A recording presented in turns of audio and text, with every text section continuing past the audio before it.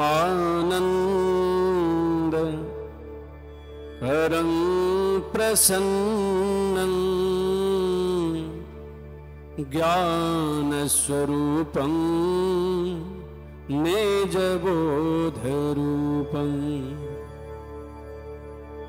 योगेन्द्रमीड्यं भवरोगवैद्यं श्रीमद् गुरुं नित्यमहं नमामि। यदङ्घ्रिकमलद्वन्द्वं दुःखतापनिवारकं तारकं विपदां वन्दे सद्गुरुं प्रणमाम्यहम्। धन्य धन्य सतगुरु सुखद महिमा कहीं न जाए। जो कुछ कहूँ तुम्हारी कृपा मोते कछु न बसाए। जो कुछ कहूँ तुम्हारी कृपा मोते कछु न बसाए। बोलिए सद्गुरु महाराज।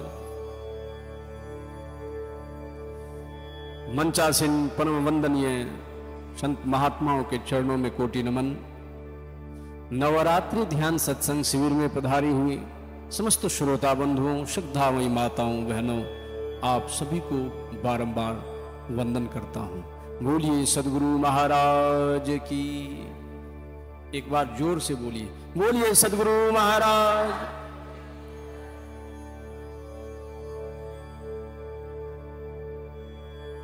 धर्म प्रेमी सज्जन वृंद महानुभाव,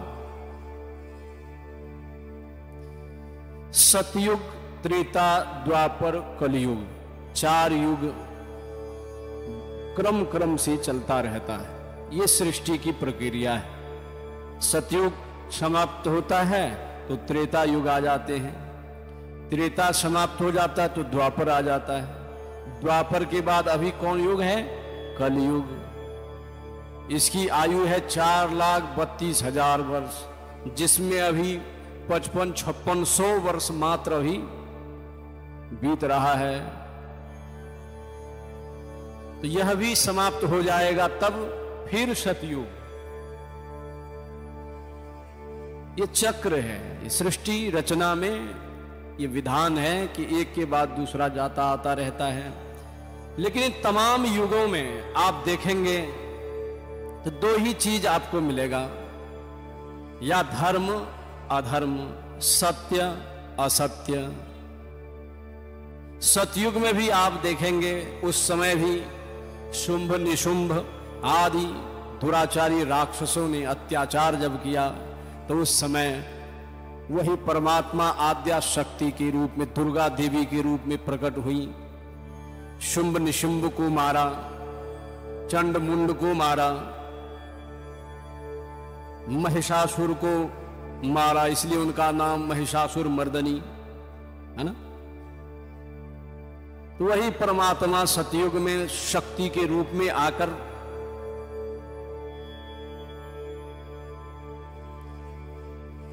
धर्म की स्थापना किया, अधर्म का नाश किया। उस समय भी धर्म युद्ध हुआ, सत्य की जीत हुई, असत्य की हार हुई। वही क्रम फिर यहां त्रेता में भी देखेंगे तो प्रमुख लड़ाई भगवान राम और रावण की लड़ाई, प्रमुख लड़ाई त्रेता युग में हुई। तो वहां भी लड़ाई का मुख्य आधार क्या है? सत्य और असत्य। भगवान राम स्वयं परमात्मा सत्य हैं, धर्म के आधार हैं, और वहीं पर रावण वो अधर्मी है, असत्य कुमार्ग पर चलने वाला है। तो वहां भी लड़ाई हुई, सत्य और असत्य की ही लड़ाई हुई। सतयुग में भी लड़ाई हुई तो मूल रूप में सत्य और असत्य की ही लड़ाई हुई, धर्म और अधर्म की ही लड़ाई हुई। त्रेता में भी राम रावण का युद्ध हुआ, उसमें भी राम जी धर्मात्मा हैं और रावण पापी है, वहां भी धर्म अधर्म में लड़ाई हुई। इसके बाद द्वापर में भी आ जाएंगे, वहां भी प्रमुख लड़ाई, वैसे तो बहुत लड़ाई झगड़े होते रहते हैं, लेकिन मुख्य कौरव और पांडवों की लड़ाई बड़ी प्रसिद्ध लड़ाई है।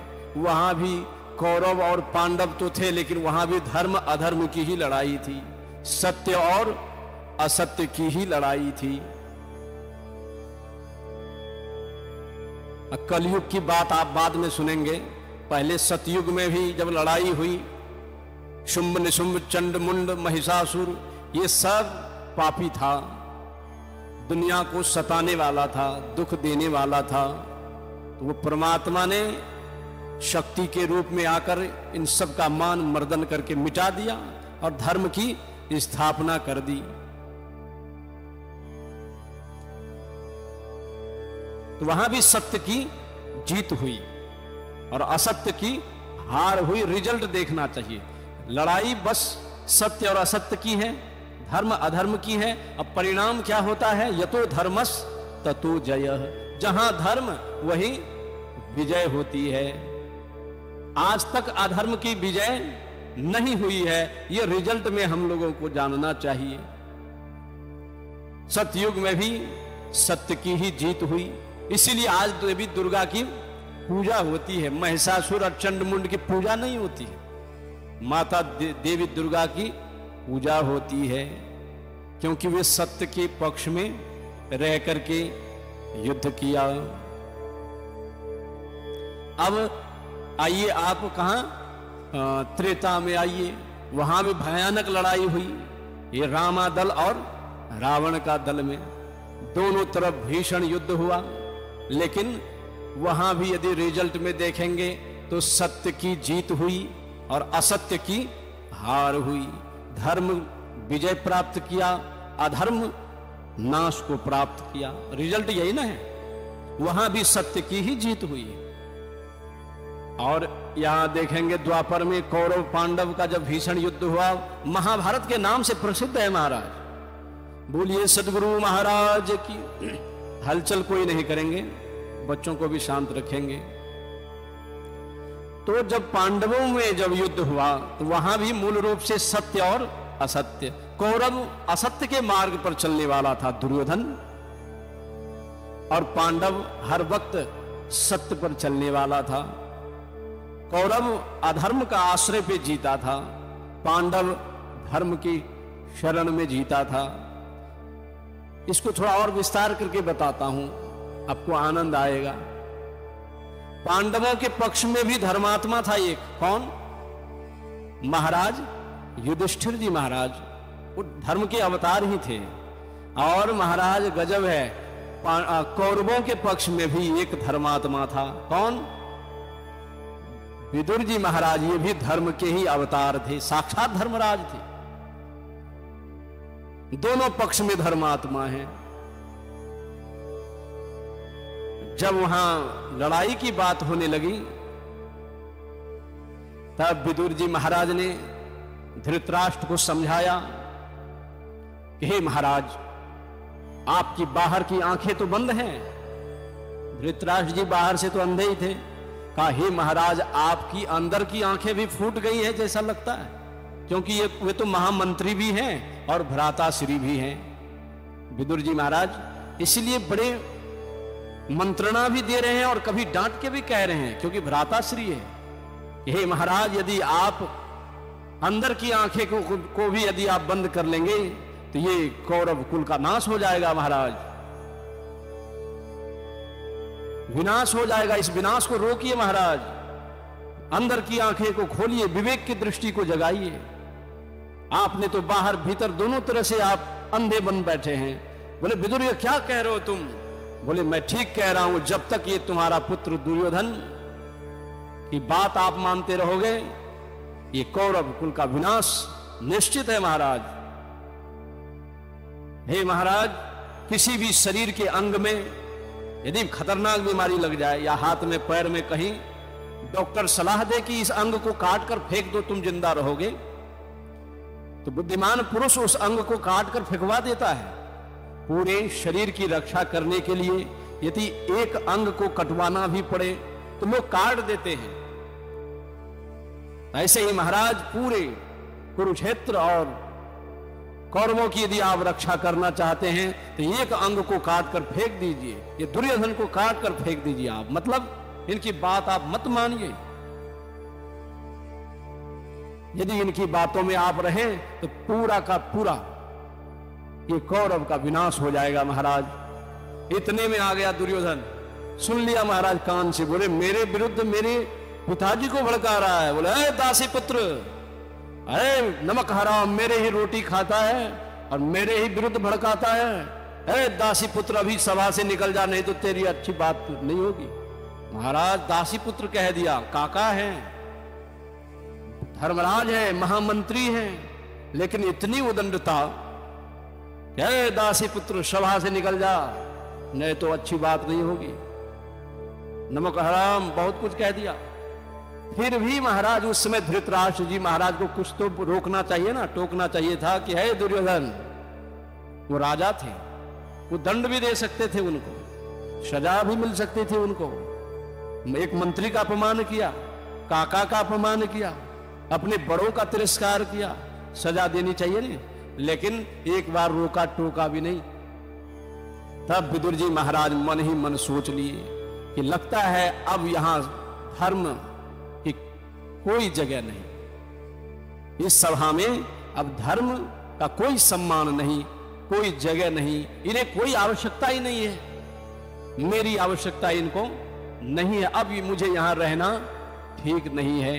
तो तुरंत अपना मुकुट को उतारा और धनुष बाण को उतारा और धृतराष्ट्र के चरणों में रख दिया, देहली पर रख दिया और महाराज निकल गए। महाराज कौरवों की सभा से आज धर्मात्मा विदुर इस सभा को छोड़कर निकल गए। स्वयं धनुर्द्वारि निधाय स निर्गतः कौरव पुण्य लब्धो।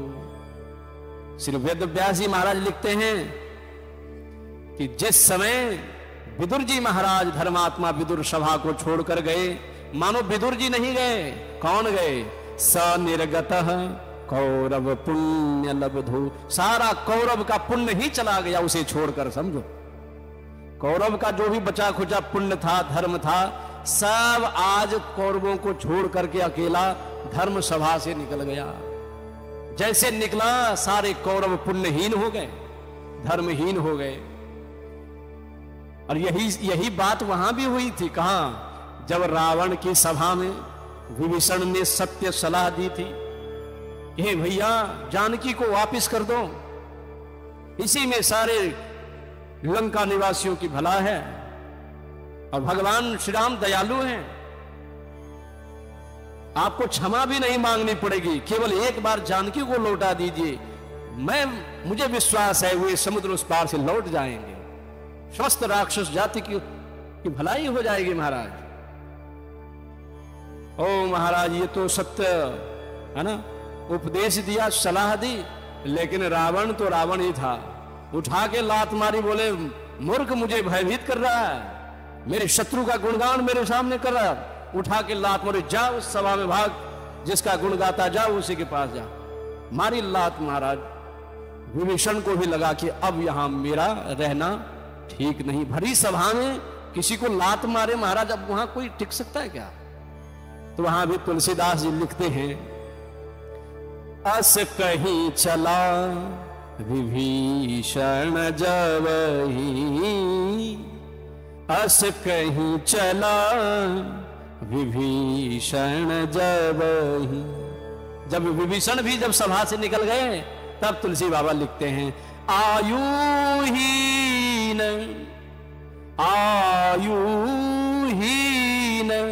भय सब तब ही, अस कहीं चला विभीषण जवही। रावण पूरा राक्षस की जो सभा थी, मानो सब आयुहीन हो गए, सबकी आयु, सबका पुण्य, सबका धर्म ही विभीषण के पीछे पीछे चला गया महाराज उन लोगों को छोड़कर। परिणाम क्या हुआ? कौरवों की सभा से विदुर जी महाराज जैसे चले गए, यहां धर्म का अपमान हुआ। लेकिन पांडवों की सभा में जो धर्मात्मा युधिष्ठिर जी है, वे जो कहते हैं सब लोग वो मानने को तैयार है। युधिष्ठिर जी महाराज जो आज्ञा करें, भीम अर्जुन नकुल सहदेव सिर पर वह आज्ञा को धारण करते। तो वहां धर्म का पालन होता है और यहां धर्म का तिरस्कार हुआ। परिणाम क्या हुआ? जब भीषण महाभारत का युद्ध हुआ महाराज, सारे कौरव मारे जा चुके, पांडव विजय हुए। धर्म की विजय हुई, अधर्म का नाश हुआ। तो वहां भी रिजल्ट में देखेंगे तो सत्य की जीत, असत्य की हार हुई। और वहां त्रेता में भी विभीषण छोड़ के धर्मात्मा चले गए, तो रावण अधर्म का पक्ष लिया। तो परिणाम क्या हुआ? बचा न कुल में रोवनिहारा, कुल में कोई रोने वाला नहीं। 1 लाख पुत्र 1.25 लाख नाती, जा रावण घर दिया न बाती। है ना? कोई दिया बत्ती घर में जलाने वाला नहीं रहा। पूरी लंका धू धू कर जल गई, सारे राक्षस मारे चले गए। और पूरी लंका में रोने की आवाज, वो सियार नहीं होता, सियार, वो कुत्ते सब रात भर रोते थे। आजकल नेपाल में भी कुत्ते बहुत रोते हैं। कुटी के आगे जहां भी देखता हूं रात में एकदम कुत्ता एकदम भौंकते रहता है। हम लोगों को पता नहीं, नेपाल में भी काल ही मंडरा रहा है। देखो 72-75 लोगों की जान चली गई। ये साधारण बात है क्या?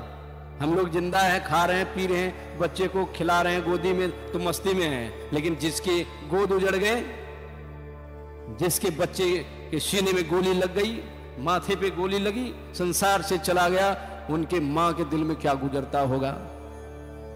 ये भयानक स्थिति है अभी देश में। तो चलो हमने सुना दिया कि चाहे लड़ाई सतयुग में हो, चाहे त्रेता में हो, चाहे द्वापर में हो, तो जीत किसकी हुई? परिणाम क्या निकला? यतो धर्मस्ततो जयः, जहां धर्म वहीं विजय। धर्मो रक्षति रक्षितः, जो धर्म की शरण लेता है, धर्म उनकी हर पल रक्षा करता है।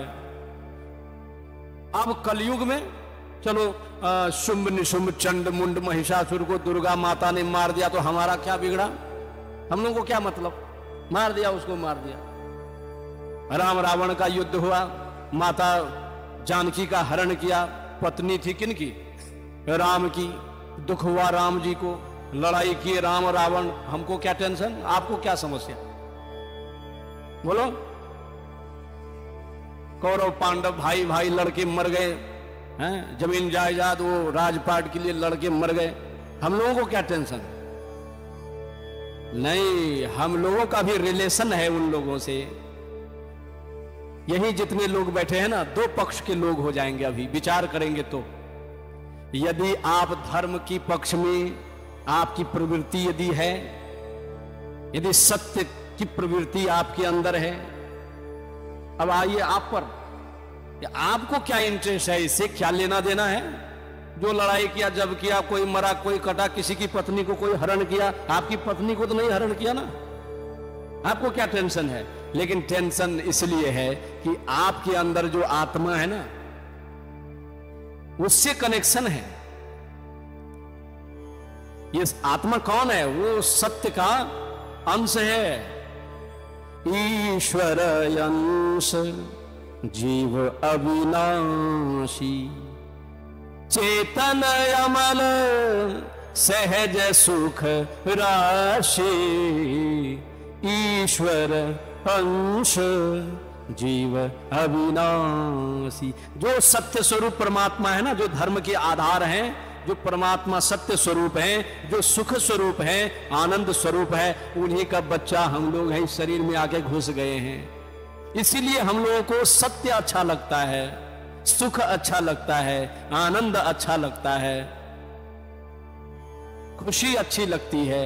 समझ रहे हैं? ये अच्छा लगने का वही कारण है कि हम लोग उन्हीं का अंश हैं। जैसे सत्य, धर्म, अच्छाई वो बात आती है तो मन खिल उठता है, उसके पक्ष में हम लोगों का भी मन हो जाता है। तो विचार यदि करेंगे ना महाराज, तो कलयुग में भी लड़ाई होती रहती है। जैसे लड़ाई सतयुग में हुई, द्वापर में, त्रेता में हुई, ऐसे लड़ाई हर वक्त कलयुग में भी हो रही है। तो बाहर में पहले छोड़ो, पहले इस शरीर के अंदर में भी लड़ाई होती है। तब आपका लेना देना यहां इस कथा से, इस प्रसंग से आपका कुछ लेना देना है। नहीं तो कोई कटा मरा लड़ाई हुई तो आप काय बैठ के सुन रहे हैं? तो बैठ के इसलिए सुन रहे हैं कि उनका कनेक्शन आपके शरीर के अंदर बैठा है। वो आत्मा, वो सत्य स्वरूप है। इसलिए यह आत्मा हर वक्त सत्य चाहती है, सुख चाहती है। चेतन अमल सहज सुख राशि, ये आत्मा सुख राशि है, सुख का स्वाद को जानती है। जैसे अभी आप लोग जितने लोग बैठे हैं ना, जो स्वाद आपको मालूम है ना, उसका नाम लेते ही आपके मुंह में पानी आ जाएगा, क्योंकि वो स्वाद को आप जानते हैं। जैसे अभी बोलूंगा आम का अचार, वो बढ़िया शीशा में तेल में डुबाया हुआ है, हाथ से ऐसे उठाइए, उनका ध्यान कीजिए, दर्शन कीजिए आचार का, तो मुंह में पानी आएगा कि नहीं? बोलो, सुनते ही मुंह में पानी नहीं आता है? मेरे तो आ जाते।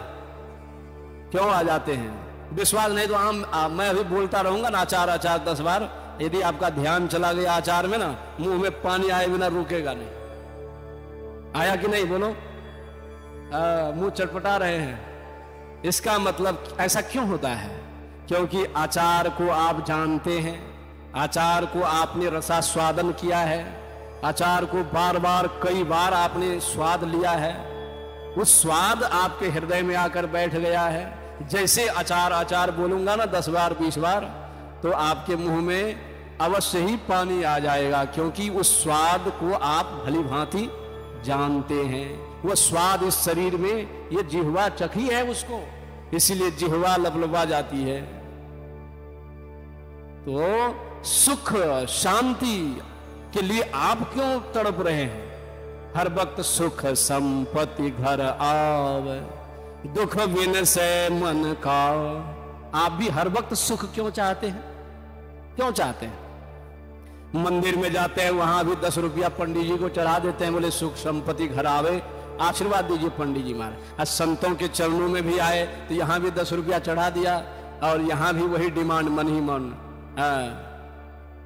कोई आवे तो बेटा मांगे, कोई गुसाई दीजिए जी, कोई आवे दुख का मारा हम पर कृपा कीजिए जी, कोई आवे तो दौलत मांगे भेंट रुपया लीजिए जी।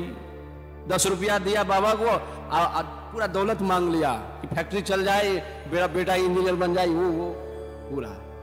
समझ रहे? ये स्वाभाविक आपके हृदय में ये मांग उत्पन्न होते रहता है। क्यों? अच्छा, गजब बात है, दुख की कामना आप कभी नहीं करते। आज तक मंदिरों में, है ना, मठों में, तीर्थों में जाकर कोई दुख मांगा है क्या? बोलो, एक आदमी भी हाथ उठाओ कि हे भगवान हम गरीब रह जाए, भूखमरी लग जाए, हमको घर में आग लग जाए, टेंशन हो जाए, बच्चा स्कूल पढ़ने जाए लेकिन 1 नंबर रिजल्ट नहीं, फेल होके आए। ऐसा कोई चाहता है? कोई नहीं चाहता है। हर वक्त चाहते हैं कि सुख संपत्ति घर आवे, और शरीर का भी दुख दूर हो जाए, मन का भी दुख दूर हो जाए, सब दिन चकाचक रहे। तो ऐसा क्यों चाहते हैं आप? दुख क्यों नहीं चाहते हैं आप? ऐसा इसलिए है महाराज कि आप उस सुख स्वरूप परमात्मा का अंश हैं, इसीलिए आप हर वक्त सुख ही चाहते हैं। सुख का सिंधु में रहने वाले आप थे। परमात्मा सुख के सागर हैं, और उसी सागर का आप एक बिंदु हैं, तो अंश तो उसी का है ना। इसीलिए सुख का स्वाद आपको मालूम है, इसीलिए चाहे दिन में हो रात में हो, जब भी आप सुख ही सुख की कामना करती हो। परमात्मा के पास दुख नहीं है, दरिद्री नहीं है, गरीबी नहीं है, भूखमरी नहीं है, इसीलिए आप उन्हीं के अंश हो। इसीलिए आप कभी भूखमरी, गरीबी, दरिद्री, बीमारी नहीं चाहते हो। परमात्मा अमर है, उन्हीं का अंश आप हैं, इसीलिए आप कभी मरना भी नहीं चाहते हैं। कोई मरना चाहता है? पसंद करता है कोई मरना? एक आदमी ने कहा महाराज, मैंने यही प्रवचन किया कि कोई मरना पसंद नहीं करता है। एक ने कहा महाराज फांसी जला के जैसे लोग सब हैं, जहर पी लेता है, वो फांसी में लटक जाता तो मरना तो हुआ। मैंने कहा भैया तुम नहीं जानते हो, वो मरता भी इसीलिए है कि उनको सुख प्राप्त नहीं हुआ, वो सुख के लिए मरा है। जो बात कहा होगा उनका घर वाला नहीं माना होगा, या घर में कोई टेंशन कर दिया होगा, उनके मनोयोग पूर्वक काम नहीं हुआ होगा, सुख उनके जो चाहना थी वो पूरी नहीं हुई, इसलिए लटक गया। तो सुख के लिए मरा भैया, मरने के लिए नहीं मरा है। बोले हाँ बाबा ठीक है कहते हैं। आज तक फांसी और पॉइजन वही खाता है जिनके मनोयोग पूर्वक काम नहीं होता है। तो जब आज तक दुनिया में दुख कोई नहीं चाहा है, जब भी चाहा है तो सुख ही चाहा है। क्यों? क्योंकि आप वही सुख स्वरूप परमात्मा के अंश है, परमात्मा सत्य स्वरूप है, इसीलिए आप भी सत्य स्वरूप हैं। तो आपको हर वक्त चाहिए कि सत्य मार्ग पर चलेंगे तो आपका कल्याण होगा, धर्म मार्ग पर चलेंगे तो आपका कल्याण होगा। अब इतना प्रसंग मैंने सुनाया, सत्य असत्य, धर्म अधर्म, तो कलयुग में हम लोगों से भी लेना देना है। सतयुग में लड़ाई हुई है ना, त्रेता में राम रावण का युद्ध हुआ, द्वापर में कौरव पांडवों का युद्ध हुआ, विजय किसकी हुई? सत्य की। और कलयुग में भी लड़ाई होती रहती है। सबसे पहले तो अपने अंदर में ही आत्मा राम, ये आत्मा ही राम है। जब राम इसी शरीर में है तो रावण भी तो है। जब राम जीव आत्मा के रूप में शरीर में विराजमान है तो रावण भी तो है इस शरीर में। तो कौन है? बोले तुम्हारा कुमार्गी मन, असत्य मार्ग में चलने वाला मन, पापी मन, अधर्मात्मा मन, ये कौन है? रावण का ही स्वरूप है। तो जब अंदर में राम भी है और रावण भी है, अब तो लड़ाई तो होगी ही, होगी कि नहीं होगी? एक भजन सुनाते हैं, एक कवि ने लिखा, कलयुग, कौन एक भजन है, कलयुग बैठा कुमार कुंडली, हाँ, कलयुग बैठा मार कुंडली, इतने राम कहां से लाऊं। अब राम रावण का युद्ध जब त्रेता में हुआ तो एक राम और एक रावण, लेकिन कलयुग में तो मतलब हर घर में रावण, हर सर में रावण, सबके अंदर राम भी है और रावण भी है। राम कौन? आपकी आत्मा, वो राम है। कौन है? रावण है। शंकराचार्य जी महाराज ने कहा कि के शत्रुवः सन्ति, सबसे बड़ा शत्रु कौन है? हम लोगों को पूछ दिया जाए तो पड़ोसी का नाम ले लेंगे, बोले वो फलाना जो, वो मेरा सबसे बड़ा दुश्मन है, हाँ, वो मेरा तो कट्टर दुश्मन है। लेकिन आचार्य शंकर ने कहा नहीं नहीं, प्रश्न है के शत्रुवः सन्ति, सबसे बड़ा शत्रु तुम्हारा कौन है? तो महाराज ने उत्तर दिया, बोले बाहर में नहीं, निजेंद्रियाणि, तुम्हारी इंद्रियां ही सबसे बड़ी शत्रु है, और इंद्रियों का राजा मन, ये सबसे बड़ा तुम्हारा शत्रु है। यही मन यदि कुमार्ग में लग गया तो यह आत्मा को जन्म मृत्यु के चक्र में डाल देता है। यही मन यदि सतमार्ग में लग गया तो तुम्हारी विजय हो जाएगी। समझ रहे हैं? तो ये मन है रावण, आत्मा है राम, और ये लड़ाई अंदर में होती रहती है। तो अंदर में रावण को मारने के लिए क्या करना पड़ेगा? जब लड़ाई, तो अब अंदर में यदि राम रावण है तो लड़ाई तो होगी ही, क्योंकि पहले भी लड़ाई हुई। तो अंदर में यदि राम रावण है तो लड़ाई तो अंदर में भी हो रही है। किस रूप में? कभी कभी बुरा कर्म में मन चला जाता है, सोचो रावण प्रकट हो गया, और कभी उस मन को मार करके आप उस काम बुरा कर्म को छोड़ देते हो, अच्छा कर्म में लग जाते हो। तो सोचो उस दिन मन को मार दिया आपने, रावण को मार दिया, विजय प्राप्त किया। और ये लड़ाई बार बार होती रहती है, प्रत्येक क्षण, प्रत्येक दिन, दिन रात इस माथा में घुसकर राम रावण की लड़ाई होती रहती है। और चाहिए कि हर वक्त धर्म और सत्य के पक्ष में आप रहे। जब भगवान राम और रावण लड़ने के लिए गए थे तो रावण तो विशाल रथ में सवार था, अस्त्र शस्त्र आयुधों से सुसज्जित रथ में सवार होकर के रावण आया था। अब भगवान राम भगवान राम पैदल, और ये खड़ाऊ भी नहीं था महाराज, चप्पल जूते भी भगवान नहीं पहने थे, और अस्त्र शस्त्र के नाम पर वही एक धनुष और तरकस। विभीषण घबरा गए, बोले हे प्रभु, रावण विशाल रथ पे सवार है, तमाम दैविक अस्त्रों शस्त्रों से सुसज्जित होके आया है, मायावी है, और हे प्रभु आपके चरणों में जूते चप्पल भी नहीं है, हमें तो भय लगता है, आप कैसे विजय प्राप्त करोगे? तो भगवान ने कहा, हे विभीषण, जिस रथ पे चढ़कर विजय प्राप्त होती है वह यह बाहर के रथ नहीं, वो तो धर्म रथ है। हे विभीषण, मेरे पास तो धर्म रथ है। सौरज धीरज तेहि रथ चाका, सौरज धीरज ये रथ के पहिए हैं। सत्य धर्म दृढ़ ध्वजा पताका, सत्य धर्म ये मेरे रथ के बहुत बड़े विशाल झंडा है, और इस रथ में सवार होकर मैं निकल पड़ा हूं। विभीषण, घबराने की बात नहीं, जब भी विजय होगी तो धर्म की ही विजय होगी। इसीलिए कलयुग में भी हम लोगों के सामने भी भीतर में भी युद्ध हो रहा है। राम और रावण, मन ही कुमार्ग में चला, मन ही रावण है। इस पर विजय प्राप्त करने के लिए क्या करना होगा? मन पर विजय प्राप्त करने के लिए तब गुरु महाराज बताते हैं कि अब ध्यान करो। बिना ध्यान से मन पर विजय प्राप्त नहीं होगा। मन भाग रहा है संसार में, कुमार्ग में, गलत गलत कामों में, तो गुरु महाराज कहते हैं मानस जप करो। मन को नियंत्रण करने के लिए ही गुरु महाराज ने मानस जप अपने भक्तों को बताया है। मन भाग रहा है कुमार्ग में, ध्यान में बैठोगे ना एकदम लड़ाई शुरू हो जाती है। बैठा है आसनी बिछाकर, सोचा है कि आज मन पर विजय प्राप्त करूंगा, बुद्धि पर विजय प्राप्त करूंगा, चित्त अहंकार सबको छोड़कर आज मैं उस राम तत्व को प्राप्त करूंगा, इसीलिए ना ध्यान में बैठते हैं। लेकिन जैसे ध्यान में बैठते हैं क्या होता है? आंख बंद किए कि लड़ाई शुरू हो जाती है, लड़ाई शुरू हो जाती है, बहुत भयंकर लड़ाई हो जाती है। मन अपनी ओर खींचता है, मकई खेत में चला गया, मारपीट में चला गया, बैठा था परमात्मा को याद करने, दुश्मन याद आ गया, अब प्लानिंग करने लगे उनको तो हम छोड़ेंगे नहीं, समझे? वो उस दिन हमको ऐसा किया, अब कहां आपका जब कहां ध्यान, देखो रावण हावी हो गया आपके ऊपर कि नहीं, भयंकर युद्ध शुरू हो गया। अब कितने साधक तो आधा घंटा लड़ाई में पार कर देता है, समझे? चला गया महाराज, कहां कहां चला गया।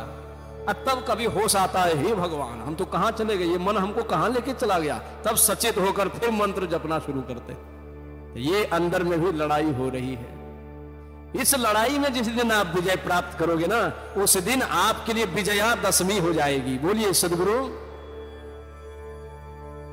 हम लोग भी 9 द्वार में लड़ाई होती है, समझे? ये 9 द्वार शरीर के अंदर भी 10 दरवाजा है, 9 द्वार में भयंकर लड़ाई होती है। जब ये लड़ाई पे जब आप विजय प्राप्त करोगे, 10वां द्वार पे जब प्रविष्ट करोगे, तब ये मन मर जाएगा। मन कब मरेगा? मन पीछा कहां तक करता है? तो लिखा है, संतों ने कहा, सहस कमल दल पार में मन बुद्धि हिराना हो, प्राण पुरुष आगे चले सोई करत बखाना हो। मन बुद्धि हिराना हो कब? सहस कमल दल पार में। जो दीक्षा लिए हैं, जो आज्ञा चक्र को पार कर जाते हैं, अब मन सब मर जाता है। रावण मर गया, उसी समय आपके अंदर में राम रूपी ब्रह्म प्रकाश प्रकट हो जाएगा, अयोध्या प्रकट हो जाएगा। समझ रहे हैं? परम धाम, अयोध्या मतलब परम धाम, ब्रह्म प्रकाश मतलब राम उदय हो जाएगा। कब? जब मन बुद्धि की दायरा को पार कर लेंगे, तब जब रावण मरेगा, तब ये मन रूपी रावण, इसको मारने के लिए गुरु महाराज ने मानस जप, मानस ध्यान, दृष्टि योग, नादानुसंधान, इन चारों अस्त्र शस्त्र जिनके पास हैं, अस्त्र शस्त्र तो सत्संगी के पास है, वो बहुत बढ़िया तलवार ले लीजिए, शरीर में जान नहीं है तो लड़ाई में जीत पाएंगे? बल भी चाहिए, तलवार भी चाहिए, है ना? नहीं तो दुश्मन यदि मजबूत होगा तो आप ही का अस्त्र छीन के आप ही को मार देगा, समझ रहे? तो अस्त्र शस्त्र तो गुरु महाराज ने हम लोगों को दिया है, लेकिन कमजोर मन वाला वो अस्त्र शस्त्र लेकर के भी क्या करेगा? मानस जब, मानस ध्यान, दृष्टि योग बता तो दिया, लेकिन लड़ाई में तुम मजबूत नहीं रहोगे तो तुम मारे चले जाओगे। समझ रहे? तो ये तो हो गई अंदर की लड़ाई। गुरु महाराज के दिए हुए अस्त्र शस्त्र से मन को तुम मार सकते हो और आज्ञा चक्र से पार जा करके, है ना, वो राम राज्य में तुम प्रवेश कर सकते हो। लौट करके जैसे भगवान रावण को मारकर अयोध्या आ गए, आप भी मन को मार करके परम धाम को चले जाओगे। यही अयोध्या है। तो अंदर में भी लड़ाई हुई और अंदर में भी जीत उसी की होगी। सत्य की नाव खेवटिया सतगुरु, है ना, सत्य की नाव अर्थात सत्य सदाचार का पालन करेंगे, धर्मात्मा बनेंगे, धर्म का पालन करेंगे, तब अंदर में मन को आप मार पाएंगे। इस रावण पर आप विजय प्राप्त कर सकते हैं। यही हुई असली विजयादशमी, अंदर की विजयादशमी। समझ रहे हैं? अब बाहर में भी वही बात है महाराज। अभी यदि हिसाब करूंगा ना तो बहुत लोग अभी कोई रावण हो जाएंगे, कोई राम हो जाएंगे। मैंने पहले कहा ना, सतयुग त्रेता द्वापर में लड़ाई हुई, उनसे हमको क्या लेना देना, लेकिन लेना देना है। यदि आपका मन कुमार्ग में जा रहा है तो आप एक नंबर का रावण है। समझ रहे हैं? यदि आप गलत कर्म में आपको अच्छा लग रहा है तो आप एक नंबर का रावण है। यदि आपको अधर्म अच्छा लग रहा है, एक नंबर का रावण है। यदि आपको सत्य अच्छा लग रहा है, धर्म अच्छा लग रहा है ना, तो आप राम के दल के हो गए। तो आप अपने में विचार कीजिए, हम रावण हैं कि या राम के दल के। दो पक्ष यहां भी है कलयुग में। हर घर में हर सर में लड़ाई होती रहे, हर क्षण जहां लड़ाई हुई वहां दो पक्ष तो होगा। आज तक एक पक्ष से लड़ाई हुई है? जहां द्वंद्व वही होता है जहां दो पक्ष होता है महाराज। तो हम लोगों के घर में भी लड़ाई होती है। पहले तो सर में लड़ाई होती, वो तो बता दिया कि मन में, मन ही रावण है। इस पर विजय प्राप्त करने के लिए गुरु महाराज की जो युक्ति है, ध्यान से आप अंदर के रावण को मार सकते हैं। अब बाहर में घर में भी लड़ाई होती है, बाप बेटा में और सास बहू में नहीं होता है। वहां भी महाराज दो बातें हैं। यदि लड़ाई करने वाला दो है तो एक होगा सत्य के पक्ष में, एक होगा असत्य के पक्ष में। एक होगा धर्म के पक्ष में, दूसरा होगा अधर्म के पक्ष में। इसीलिए वहां लड़ाई हो रही है। समझ रहे हैं? बिना दो पक्ष से लड़ाई नहीं होती है। तो घर में भी लड़ाई होती है, आज समाज में भी लड़ाई होती है। ये टोल वाला, वो टोल वाला, समझ रहे हैं? तो वहां भी कोई ना कोई टोल वाला सत्य के पक्ष में होगा और कोई असत्य के पक्ष में होगा। लेकिन जीत होगी सत्य के पक्षधर को, है ना। अब वही बात देश देश में हो रही है, नहीं देखते? देश में एक देश दूसरे देश में लड़ाई हो रही है, वहां भी सत्य और असत्य जरूर है। तो जो सत्य होगा उसी की जीत होगी महाराज। इसीलिए हम लोगों को चाहिए कि पहले निर्णय करें कि हम कौन पक्ष के आदमी हैं। दिन सुबह से शाम तक मैं धर्म कर रहा हूं कि अधर्म कर रहा हूं। यदि आप धर्म कर रहे हैं, धर्म मार्ग पर चल रहे हैं, तो अवश्य ही आपकी जीत संसार में भी होगी, घर में भी, जहां भी आपकी जीत होगी। यदि आप धर्म के पक्ष में रहोगे तो एकदम अटल बात है। ये इतना ही याद रखना, इतना जो मैंने सुना दिया ना। अब कलयुग में आपको यदि विजय प्राप्त करना है, चाहे घर में हो, समाज में हो, किसी भी संस्था में हो, है ना, दुनिया के किसी जगह में आप रहें, विजय तभी होगी आपकी जब आप सत्य और धर्म को हृदय में धारण करके रहेंगे। तब आपके घर में भी आपकी विजय होगी, गांव गांव में भी यदि कुछ बात हो जाए आपकी विजय होगी, है ना। हर परिस्थिति में, हर संसद जहां भी आप रहेंगे वहीं आपकी विजय होगी, क्योंकि आपने धर्म को धारण कर लिया है। और इतिहास गवाह है, यतो धर्मस् ततो जयः। जहां धर्म वहीं विजय। तो कभी भी आप अधर्म के पक्ष पे न रहें। और उदाहरण दुर्योधन के पक्ष में कौन था? कौन कौन? जो पितामह भीष्म के एक धनुष बाण से पूरा योद्धा को समाप्त कर सकने का सामर्थ्य पितामह भीष्म के पास था। उनके समान योद्धा उस समय संसार में कोई नहीं था महाराज। था कोई पितामह भीष्म के समान? देवव्रत नदी के उस वेग को एक बाण में रोक देते थे। यदि महाभारत में पितामह भीष्म चाहते तो एक बाण में समस्त पांडवों को मारकर गिराकर कौरवों को विजय दिला सकते थे, लेकिन किसी को गिरा नहीं पाए। स्वयं धरती पर गिरकर उसे मरना पड़ा। क्यों? क्योंकि इतने महान पराक्रमी होने पर भी पक्ष में किनका था? अधर्म के पक्ष में था, कौरवों के पक्ष में था, मारा चला गया। कर्ण सूर्य पुत्र, पांडवों के भ्राताश्री हैं, बड़ा बेटा है कुंती माता का, लेकिन जानने के बाद भी अधर्म के पक्ष को उसने नहीं त्यागा तो परिणाम महाभारत युद्ध में रथ का पहिया धस गया और भगवान कृष्ण अपनी कूटनीति से उनको मरवा कर खत्म कर दिए। क्यों मरवा दिए? क्योंकि वे भी अधर्म के पक्षधर थे। इतने पराक्रमी होने पर भी, बलवान होने पर भी मरना पड़ा, क्योंकि अधर्म के पक्ष में था। इसीलिए सज्जनों, आप कितनो धनवान हैं, बलवान हैं, विद्वान हैं, यशस्वी हैं, तेजस्वी हैं, मनस्वी हैं, जो भी हैं, यदि अधर्म के पक्ष में आप यदि अपने को रखोगे तो आपको हार का मुंह देखना ही पड़ेगा। आपकी दुर्गति रावणों के जैसा होगी, कुंभकर्ण के जैसा होगी, कंस के जैसा आपकी दुर्गति होगी, कुल में कोई नहीं बचेगा। यदि आप सत्य के पक्ष में रहोगे तो ध्रुव प्रहलाद का कोई कुछ बिगाड़ पाया?